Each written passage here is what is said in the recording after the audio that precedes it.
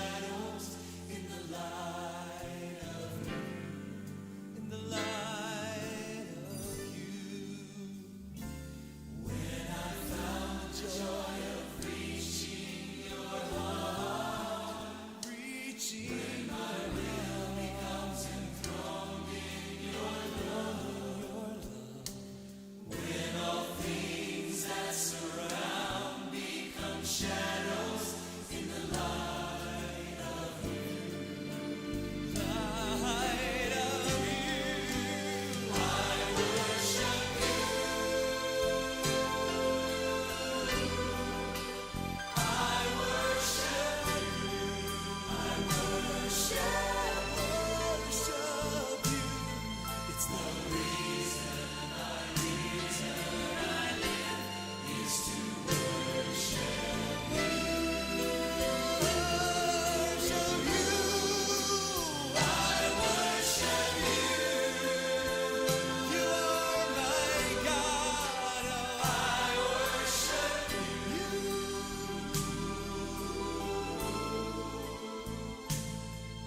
The reason I live is to worship you.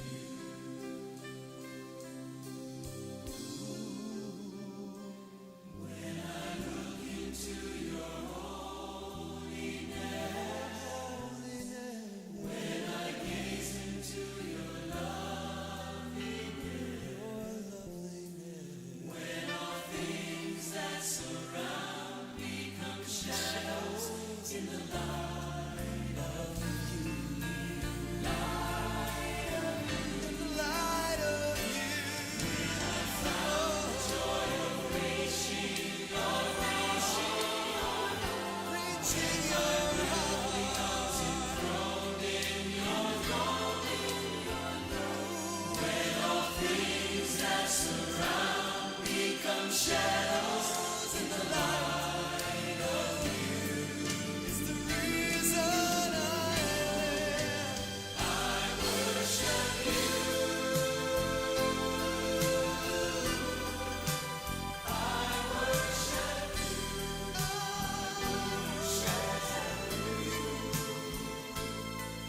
The reason I live is to worship you. I worship you with I worship you. I'm gonna worship you. I worship you.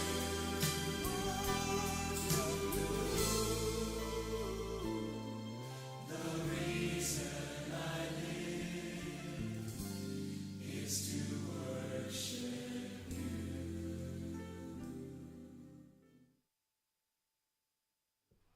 All right. Hey, good morning, everybody. It is Tuesday morning, June the 18th, 2024, and it is a massive heat wave. What are they calling this thing? It's like a heat dome over the United States right now, and I think in Phoenix, we know what it is to live under a continual heat dome. So anyway, well, good morning to everybody, and again, it is Tuesday the 18th, and we are continuing in the book of Revelation this morning. We're going to be looking at Revelation chapter 17. Going to be looking at verses 3 through 5. The title of today's Daily Manna is A Captivating False Beauty Upon the Beast. Backing up to Revelation 16. The seventh angel poured out his bowl into the air. A loud voice came out of the temple from the throne saying, "It is done."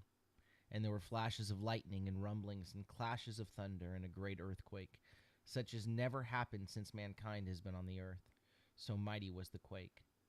Then the great city was split into three parts, and the cities of the nations collapsed. Babylon the Great was remembered before God to force her to drink the cup of the wine of his furious wrath. Every island fled away, and no mountains were to be found. Enormous hail, about 100 pounds each, falls from heaven on the people. And the people cursed God because of the plague of hail, so extreme was that plague. Verse 1 of chapter 17. Then one of the seven angels holding the seven bowls came and spoke with me, saying, come or come here.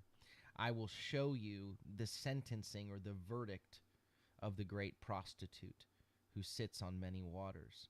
And this word that we see here, we talked about yesterday for prostitute, is the word porne, pornea, pornice here. It's a version of that word. It has to do with overall sexual immorality, fornication. And so we'll see the word prostitute or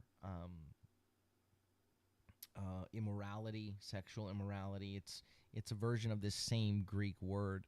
And so I'm going to show you the verdict of the great prostitute who sits on many waters. The earth's kings committed porneia with her, committed sexual immorality with her, and those who dwell on the earth got drunk with the wine of her porneia, of her immorality. Again, porneia, sexual immorality, in the scriptures, it is literal. In terms of it includes sexual immorality, but it is used here in a way that is like the prophets used it, as imagery, imagery of something that is alluring, enticing, and is really a picture of unfaithfulness to God. You could be faithful to the Lord and walk in his ways, or walk or prostitute yourselves, as it were. That was the whole idea. You're selling out, or you're paying a price for something that is less than real relationship, something that is all about self-gratification, me-firstness. It's dehumanizing.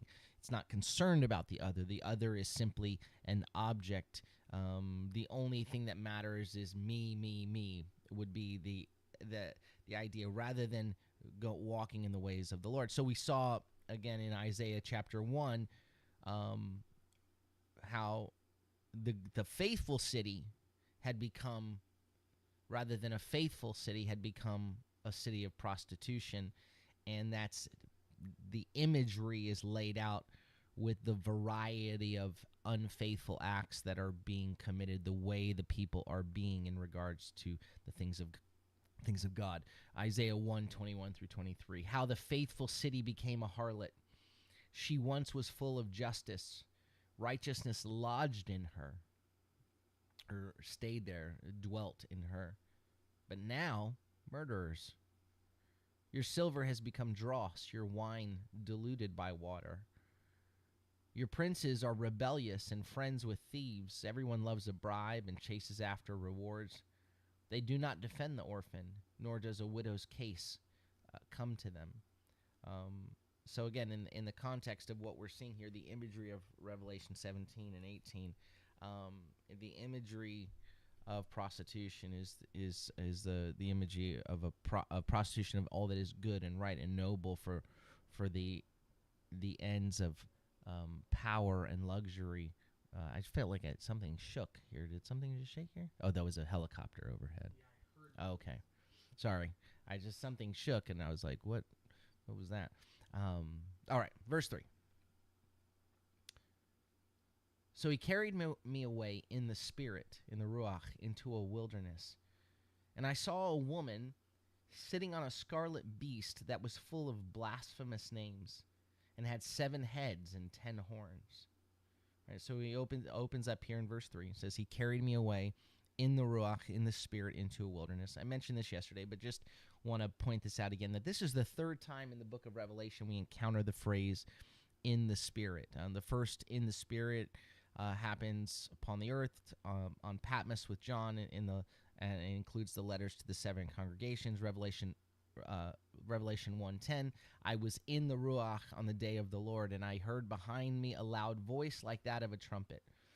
So that's the first in the Spirit section. The second one begins in chapter 4, takes us into the throne room of heaven, and takes us through chapters 4 through 16. We see the scrolls and the seals, and then its seals and the trumpets and the bowls.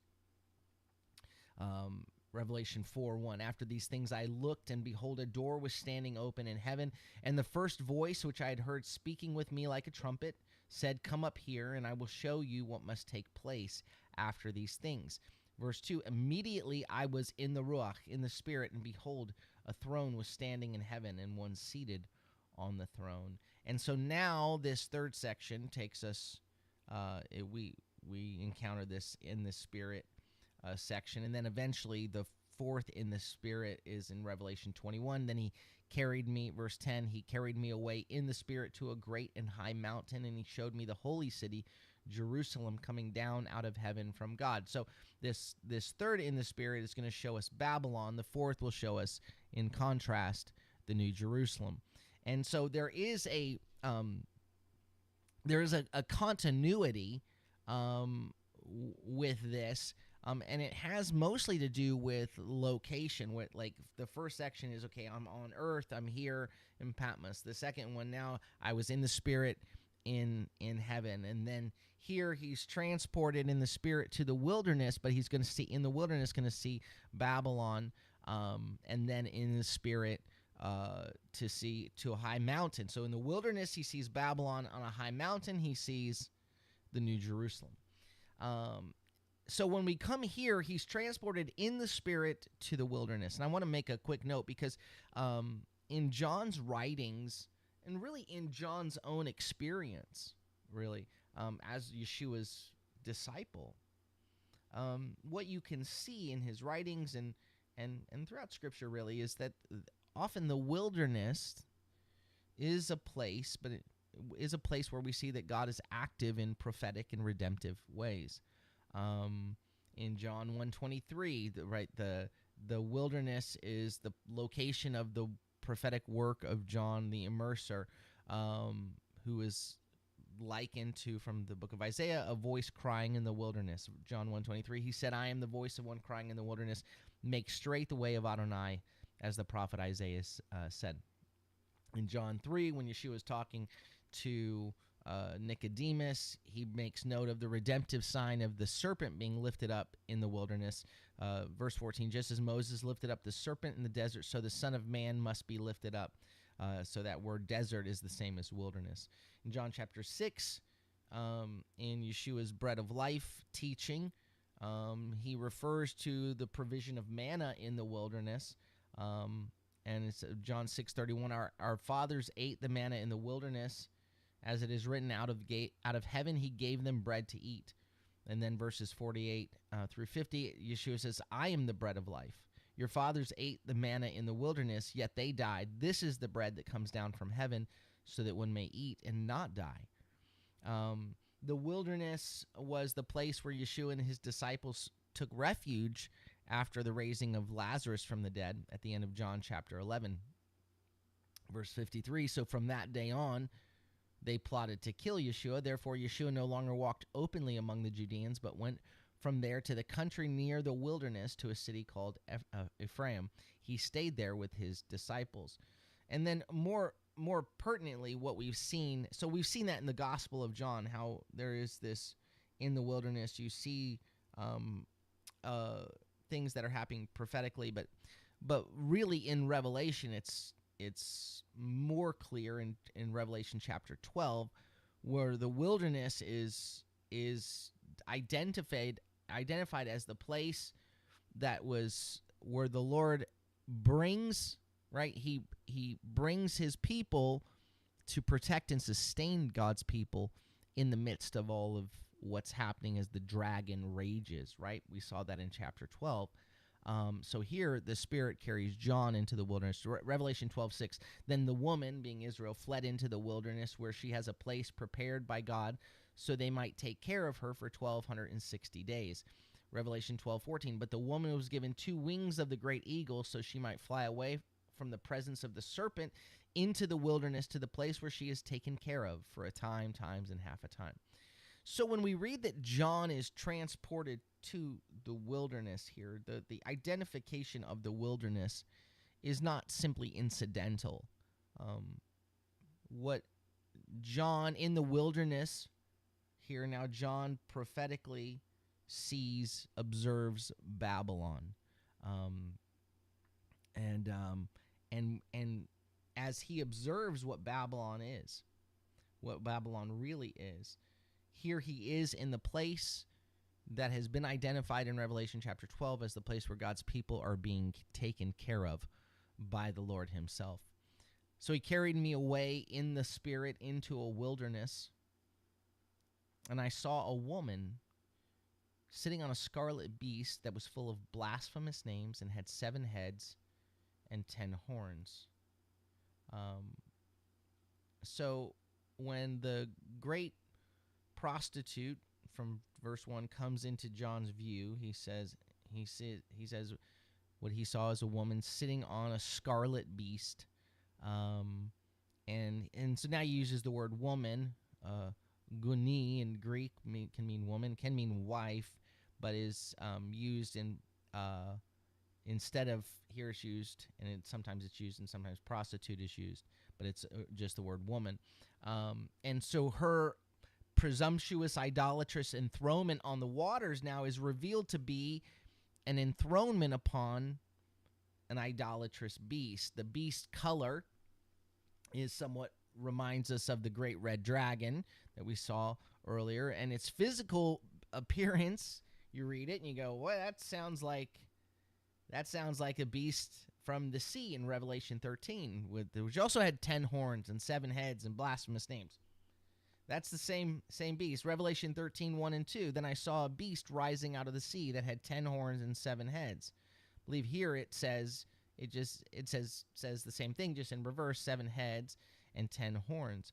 On his horns were 10 royal crowns, and upon his heads were blasphemous names. Here you see it's translated slanderous. It's the same word. It's blasphemous is the word. Now the beast that I saw was like a leopard, his feet like a bear's, his mouth like a lion's, and the dragon gave him his power and his throne and his great authority. We saw this in Daniel chapter 7. Daniel chapter 7 is verses 23 and 24. Thus he explained, the 4th beast will be a 4th kingdom on earth that will be different from all the other kingdoms. It will devour the whole earth and trample it and crush it. As for the 10 horns, out of this kingdom 10 kings will arise, another will arise after them, but he will be different from the previous ones. He will subdue 3 kings, and so we see the 10 kings, the 10 horns of Daniel 7. This is all going to be explained further into chapter 17 here. As you get further into chapter 17, it's going to confirm the suspicion that this is the same beast. Same beast from Daniel 7. This is the same beast from Revelation 13. This is the beast already known. This is the beast from the abyss, from Revelation 11:7. When the 2 witnesses finish their testimony, the beast that rises from the abyss will make war on them and overcome them and kill them. So here's the beast that rises from the abyss that makes war upon God's people, on the 2 witnesses. And then we understand that God is protecting his people in the wilderness. And John's here in the wilderness observing them. We're together observing with them in the midst of seeing the beast rise up with this, that we know that the Lord is at work still. Verse 4. The woman was clothed in purple and scarlet, and adorned with gold, verse 4, and adorned with gold and precious stones and pearls.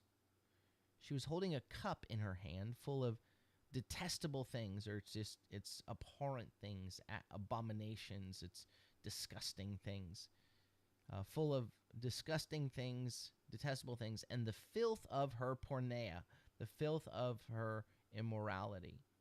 The uncleanness is the language, the uncleanness of her porneas.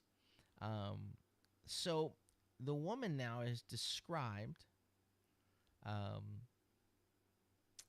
and he sees her. She's sitting on the scarlet beast. The beast is full of blasphemous names, has 7 heads, 10 horns, and the woman is clothed. And she's described in very powerful imagery, images that would be of royal beauty initially. She's clothed in purple and scarlet, adorned, covered in gold with gold is what it says. You could just use she's gold plated, but she's covered in gold with gold. It emphasizes that gold.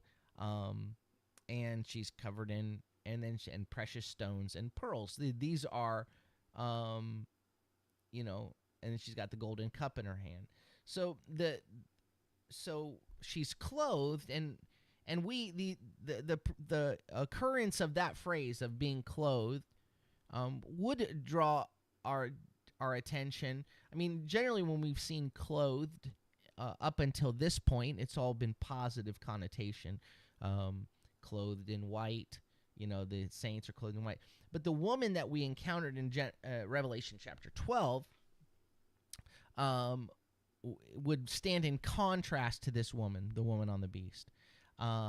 And so we read Revelation 12:1, a great sign appeared in heaven, a woman clothed with the sun, with the moon under her feet, and on her head a crown of 12 stars. So there's a contrast between the woman of Revelation 12 and then this woman on the beast. And we see the things that she's clothed in purple. So purple, at the very least, it conveys the sense of kind of pretensions toward royalty. There's royalty there. Purple cloth would have been expensive clothing. And of course, for John's readers, you know, the purple cloth and the royalty would be associated with the mockery of Yeshua by the soldiers, where they, you know, oh, he's the king of the Jews. They mocked him as the king of the Jews. They put the purple on him. And so you have that imagery of royalty, of king, queen. You know, she's royal. She's clothed in scarlet, which the scarlet would indicate that she is dependent upon the dragon, on the beast, for her authority, and that she's of the same nature. She's adorned in gold. She's gold covered in gold, literally covered with gold in gold, right? So it's kind of underscoring she's got an extraordinary amount of gold, and so it's the word gold is used twice here, and then she's got precious stones. And to this point, only God and one of the angels have been described as wearing stones, precious stones. And the word for precious is honoring, of value. And so up to this point, only that word for honor or precious here has only been used to describe God, to describe the Lamb, on multiple occasions. And then she has pearls. So her wearing pearls, what that conveys will come into clearer view later. So her gold and her pearls obviously contribute to, and even the valuable stones contribute to a picture of kingdom wealth and luxury. And they also help underpin a contrast that is coming. Eventually, there'll be a contrast between this great city of Babylon, right, clothed in gold, clothed in pearls, clothed in honor of valuable stones, and the city of God, right, the New Jerusalem, which is built of gold. It has its streets of gold, gates of pearls, precious stones on its foundation. So we read in Revelation 21:21. I mean, if you back up to verse 17 to 21, but we'll just look at verse 21. The 12 gates were 12 pearls. Each of the gates was from a single pearl, and the street of the city was pure gold, transparent as glass. So here John is in the desert. He sees this beast, and on this beast, here's the beast with, that is the beast of Revelation 13. And 10 horns, 7 heads, and it's got blasphemous names. And there's this woman dressed in purple, dressed in scarlet, gold-plated, just covered in gold and fine jewels and pearls. And seen through the prophetic eyes, John is seeing her for what she is. She's a counterfeit kingdom, right? Undergirded, riding on counterfeit authority. But outside of a prophetic viewing, outside of us getting the vision that John is getting, the counterfeit probably isn't so readily noticeable. Um, it's enticing, it's captivating, alluring, all the gold and the pearls, all the things that we value, the royalty, the power, everything that would draw your attention to this woman, right? This picture of beauty with all the things that we value. But what she is seated upon, what she's drawing our attention, but what she is seated upon is this beast, that is against God, that has slanderous names, this kingdom system that is indeed in opposition to God. And all that we value, but true and ultimate wealth, right, comes not from trading with Babylon, from making deals with Babylon, with the great prostitute, with the great porneia, not from buying and selling with the beast, but in fact from relinquishing worldly wealth for the promises of Yeshua. Remember in Revelation 3:17 and 18, Yeshua says to the congregation at Laodicea, "You say I am rich, I have made myself wealthy, I need nothing. You don't recognize that you are miserable and pitiable and poor and blind and naked. I advise you to buy from me gold refined by fire so you may be rich, and white clothes so you may dress yourself, and so the shame of your nakedness will not be revealed, and eye salve to anoint your eyes so that you may see." There's what you think you see in the natural, and what the Lord is revealing to us in the invisible. What he's revealing to John is in the Spirit, he takes John into the wilderness, and now John can see. He can see with a new clarity. You can see her for what she is. It continues in 17:4. She was holding a golden cup in her hand, full of detestable things, full of. I'm not going to say the Greek word because it opens with a BD sound. Well, I'll try.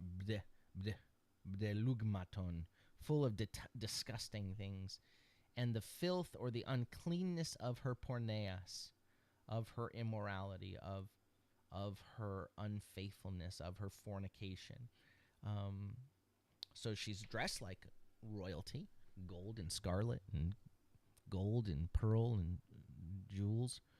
And she's got a golden cup in her hand, right? She's royal. And it's actually her, it uses the word for her right hand, which would be indicative of her strength, her power. So her right hand, her hand of strength, her might, here's this gold cup. Now, again, the gold cup would stand in contrast to the golden bowl of the prayers of the saints. Her golden cup isn't filled with prayers. Hers is filled with abominations and the uncleanness of her porneia. And both the abominations, though both words, and the uncleanness of her porneas are in the plural. So it's just, there's a lot there. And so, there's just all of the unclean things that she did, all of the idolatry, and the idea of abominations is often in the Hebrew scriptures, appears in the prophets in reference to idolatry. Perhaps in the words, it talks about the uncleanness of her porneas.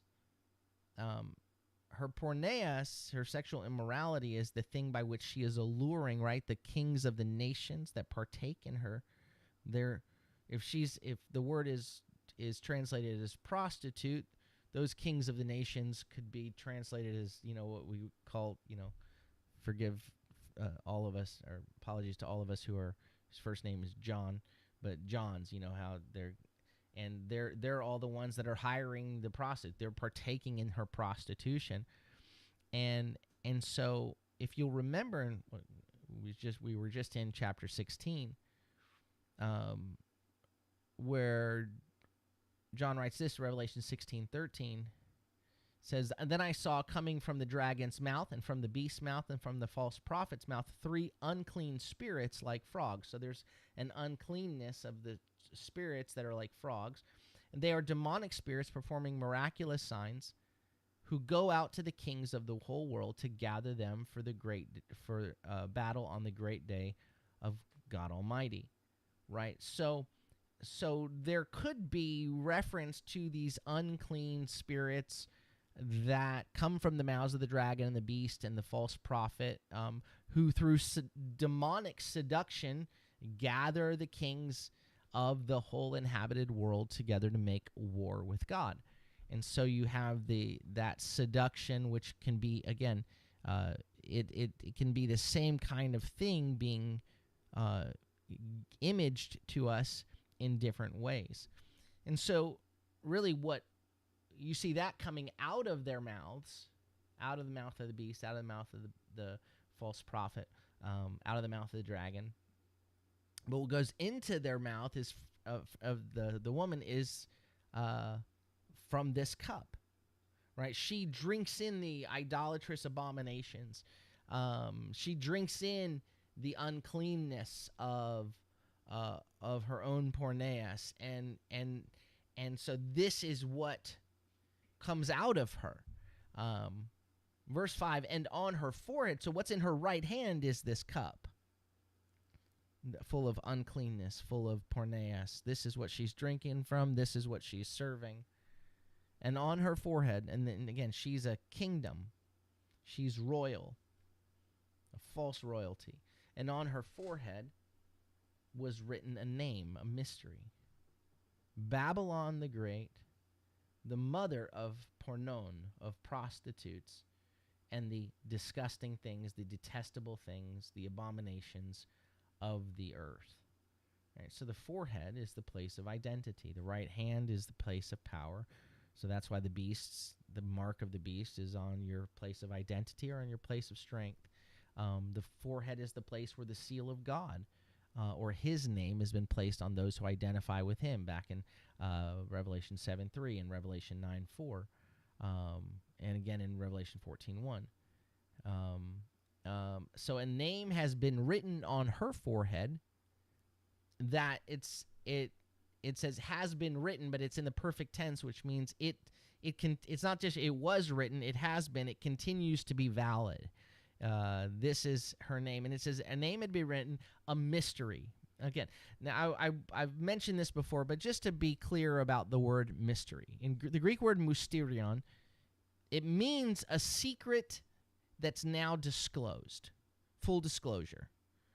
It's a fact once unknown that's now told openly, right? So we typically understand if someone says, I don't know, it's a mystery, it means I don't get it. That's the way we understand mystery. I don't know what it is. That's what we mean with a mystery. But in the whole concept of mystery novels like Sherlock Holmes is where something strange happens and you don't know who did it, and you read the whole story to find out who did it, and you don't know till the end. And at the end is the mystery, the full disclosure, right?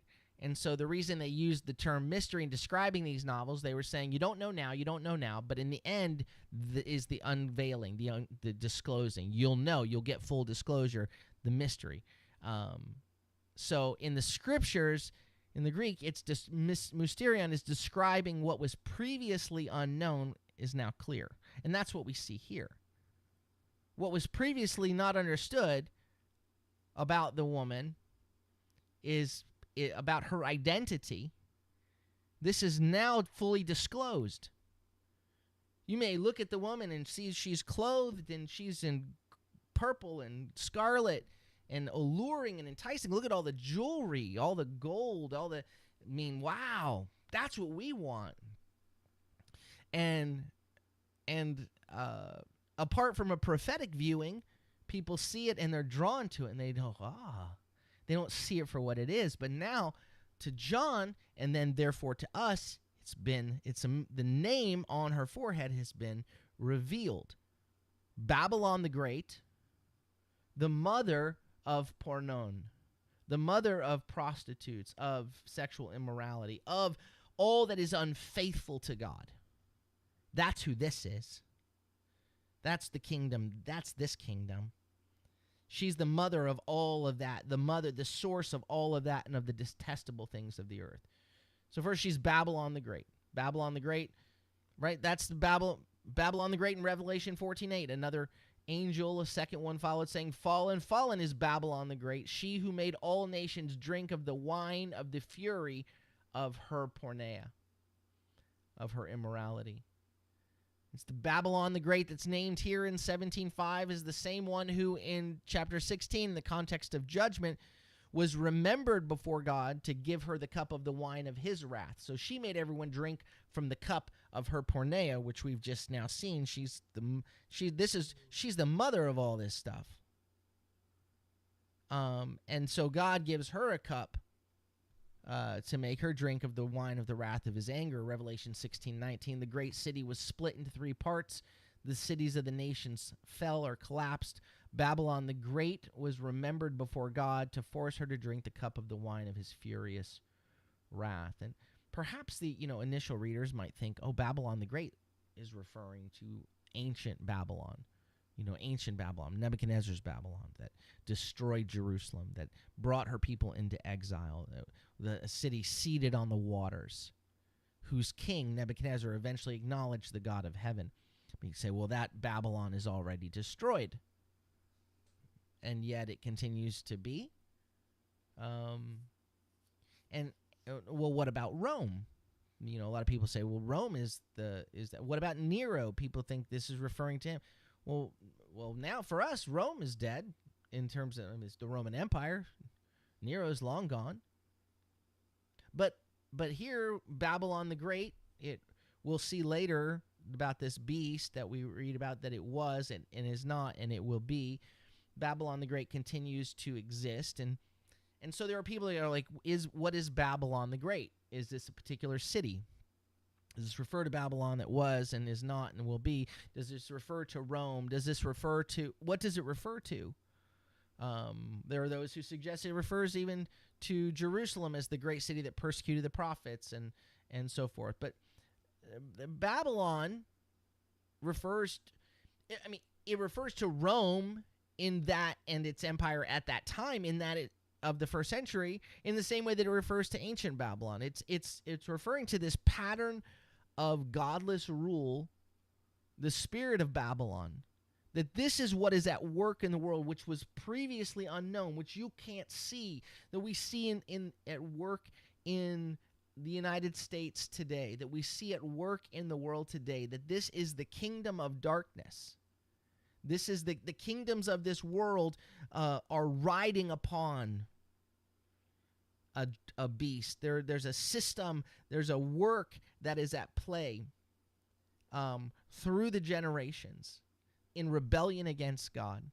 Right? It's not about a particular location.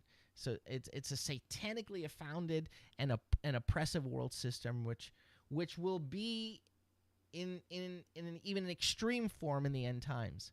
Babylon the Great, the mother of prostitutes, the mother of pornon, and the detestable things of the earth. Right? So again, you've got this, here's the mother of pornon that stands in contrast to the woman clothed with the sun, who gives birth to, not pornon, but gives birth to the male child who's taken up into heaven, and gives birth to the rest of her seed, who are characterized by the keeping of God's commands and having the witness of Yeshua. Revelation 12:5, and she gave birth to a son, a male child who's to rule all the nations with an iron rod. Her child was snatched away to God and to his throne. Revelation 12:17. So the dragon became enraged at the woman, went off to make war with the rest of her offspring, those who keep the commandments of God and hold to the testimony of Yeshua. So, in contrast to the mother who brought forth Yeshua, the mother who brought forth the rest of her offspring who hold to the commandments of God, the mother of pornon brings forth all that is against God. She is the mother of the abominations of earth, of the idolatry of the earth, and she's got a cup full. That's what she's trying to force people to drink. And what we'll see, and we're not going to go into verse 6 today, we'll read it real quickly, but what we'll see is that in relationship with the cup of what is happening there, as her porneia increases, as her disgusting things increase, the impact upon the believing community is martyrdom often. As we continue to walk in faithfulness. Verse 6 just as and I saw the woman drunk with the blood of the Kedoshim and with the blood of the witnesses of Yeshua.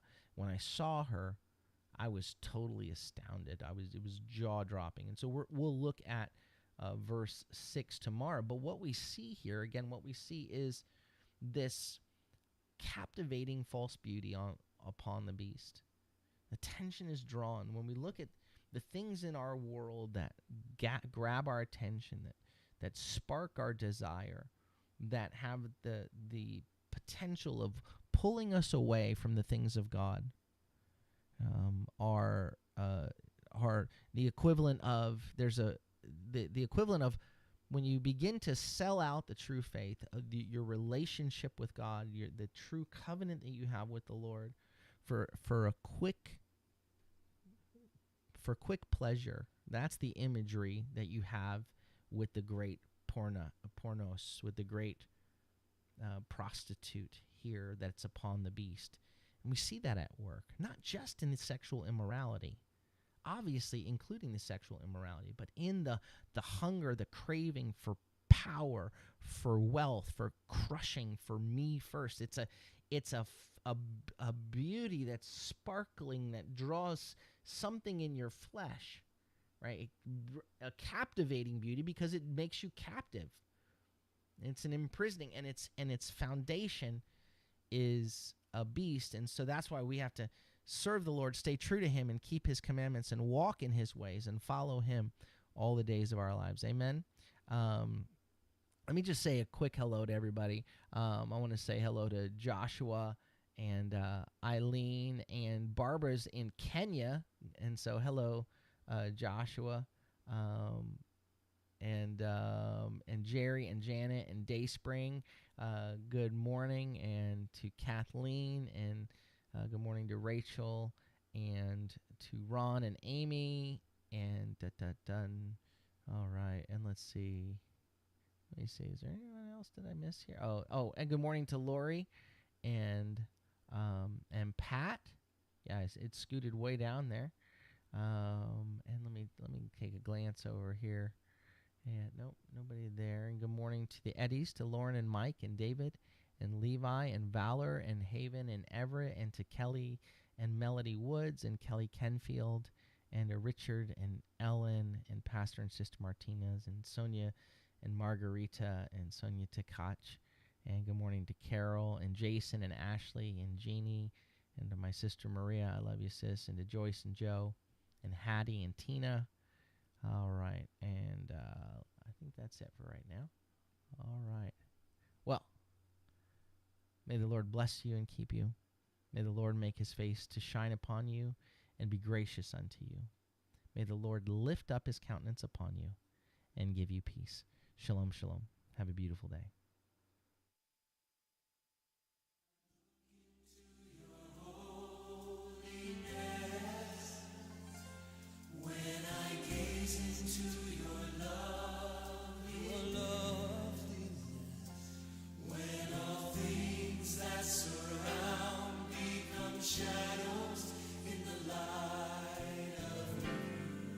In the light of you, when